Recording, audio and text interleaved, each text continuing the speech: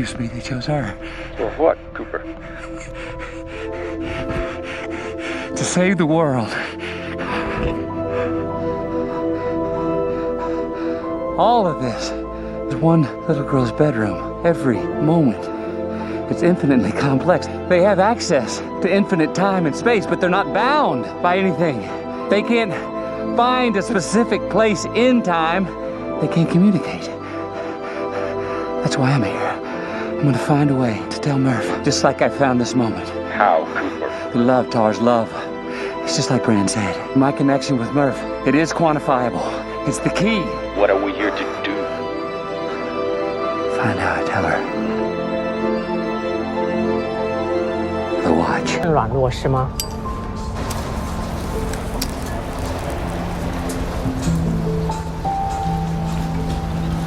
多年前，我们刚开始谈恋爱的时候，你爸总是觉得我的心太软。也许当时他是对的。这是一个很残酷的世界，我们都在里面绕圈子。这我明白。你和我都在这个地球上活了这么久了，总是看到事情好的一面，那不是因为我天真，而是必要，而需要。这也就是我的生存之道。Hi my loves, welcome back to my YouTube channel, and today I was going to talk about the art of learning, but I decided to change my mind because recently I decided to watch Interstellar again because it finally actually came out on Netflix. And Interstellar is a great movie. I 100% recommend it, but there was something in the movie that stood out to me. And then just last month I watched Everything Everywhere All at Once, which is also a great movie, and both of those movies stuck out. There was something in both of those movies that stuck out to me that I kind of want to discuss, so let's get into that. I do recommend everyone to watch Everything Everywhere All at Once as well as Interstellar, but something that stuck out in both of those movies to me was love, right? So Everything Everywhere All at Once, right? It has to do with, like, you know, the different realities, jumping through different realities by doing these crazy things and ultimately trying to save. You know, I don't really want to spoil the movie if you haven't watched it, but I'm assuming if you've clicked on this video, you maybe have watched it. But yeah, you go for these alternate realities where you've lived all these different lives and everything like that. And something that stuck out to me was the love between Evelyn and her daughter really stuck out to me.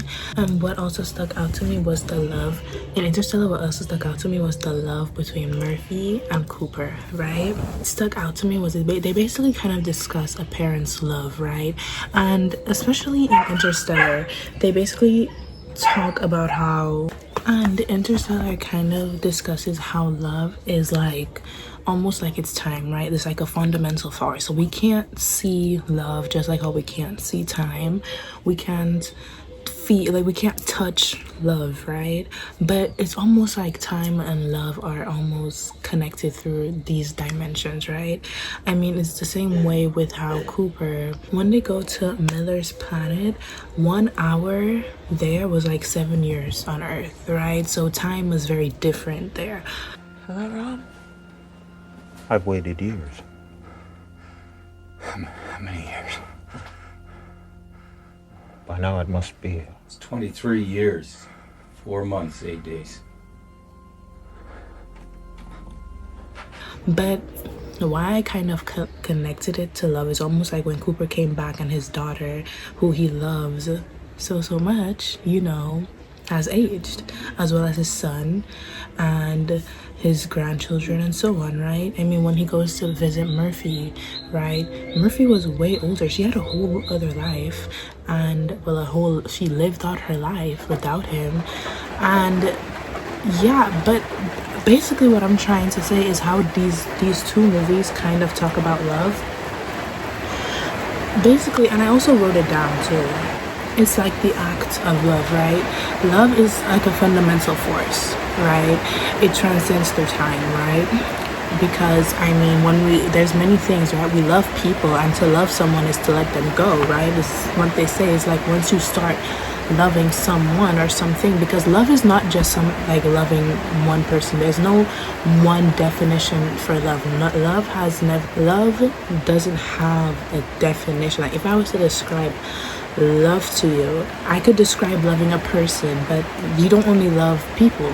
You love animals, you love yourself, you love a color, you love something, you love someone, there's many things that you can love, right? But basically I said Interstellar, everything, everywhere, all at once, being kind, being positive, manifestation and prayer, right? You pray because of hope, which is a part of love, because love is so many things. There isn't one definition for love, right? We need to all be collective in love for things to change, basically. I mean, the connection that Cooper had with Murphy during that, when he went through the black hole and he saw basically the fourth dimension, right, and how he could basically talk to her, it's almost like he was talking, his future self was talking to her past self, right? Because their love and connection was so strong, he could communicate to her, because it's like she was a chosen one that had to save the world, right?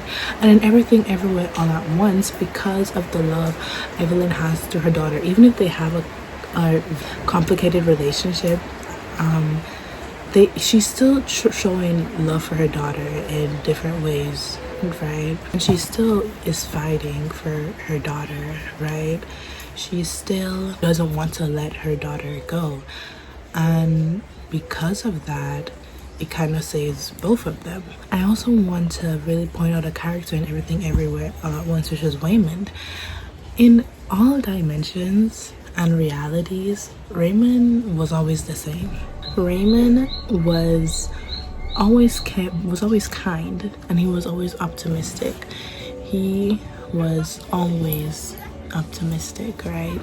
He never really let negative things rule him in a way, and it almost feels like we should all be Raymond, and I don't think Raymond gets talked about enough. Raymond always tries to see the good in things, and I generally feel like seeing the good in things is kind of what would help us in many ways.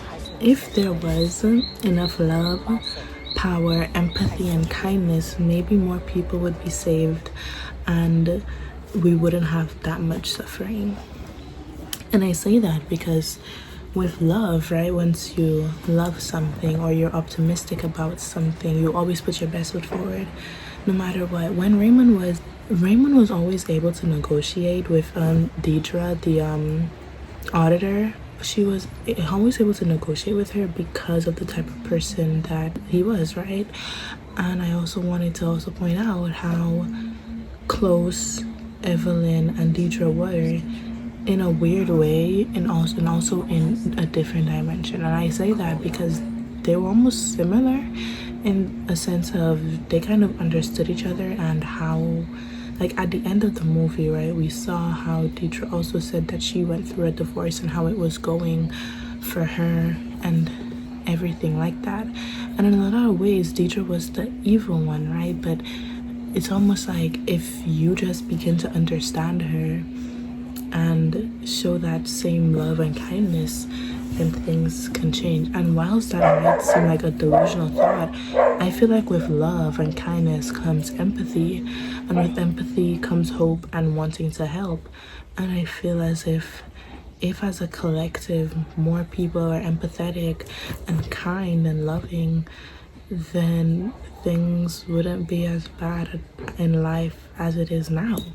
And whilst that might again sound delusional, I mean, if you were an empathetic, there are many people who see things going on in the world and they feel bad, but they still pass it straight.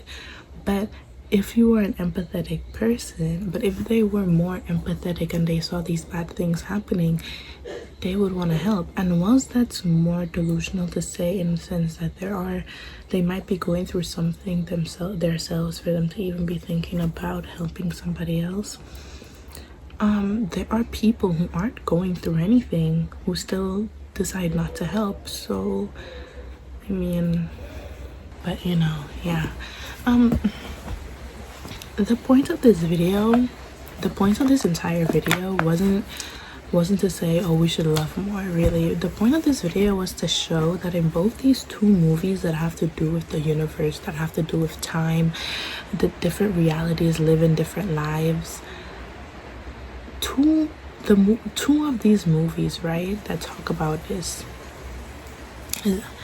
especially Interstellar, when they brought up love and how it transcends through time and how it's a fundamental force, right? In two movies that talk about life, they talk about love, and they talk about love like it's time, and they talk about how love is just as important as time, because we focus on so many other things, but we never focus on love, you know, and we never focus on the connections that we have and how important the connections can be for our lives. So yeah, I basically just wanted to talk about the connection that I personally saw with everything everywhere all at once and Interstellar, because I love both of these movies. I think they're amazing movies, and I like that they do talk about this, and they both talk about the relationship between a parent and their child, and how that love and that connection can genuinely be so strong, and that as human beings, connection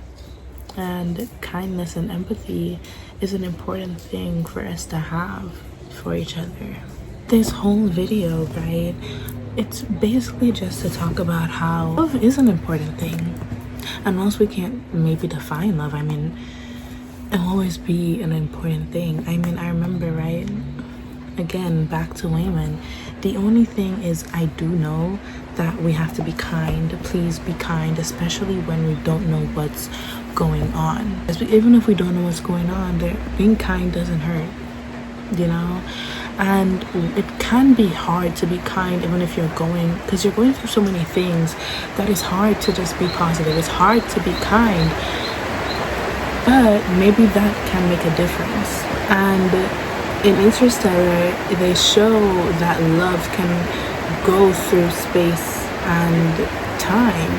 The bond that Murphy and Cooper has, it literally stretch through time and space, because when she was in her room, right, as a little girl, and she had a ghost, and the ghost felt familiar. It felt familiar because it was her father that she loved so much. At first, when I was watching Interstellar, I was like, okay, so he was basically trying to change the future, right? But then I realized that no matter what, no matter if he tries to tell Murph that she should stay, the same thing is going to happen in another. If it was a different time, the same thing's gonna happen, because even though we can't communicate through time, right, because their connection was so strong, the same outcome can still happen. All in all, both these two movies do not just showcase, you know, the past, the future, the present, time, space, the universe, and so on. It also encompasses love and connection, and how it's important, and how it can transcend through time and space because of how powerful that connection is, and the connection they have are. In Interstellar, you know, they weren't bound by time. They can't communicate through time, but because of Cooper and Murphy's connection was so strong, Cooper could communicate with her. Because of that connection, he could communicate with her. And in Everything Everywhere All at Once, you know, going through these different realities, it basically just shows how Joy and Evelyn, how they're more alike than they think, you know, and how being kind is strategic, you know, regardless of the situation, regardless if it's good or bad. Being positive and optimistic isn't being naive, but it's being strong and strategic. And yeah, love and connection is powerful, so nurture it.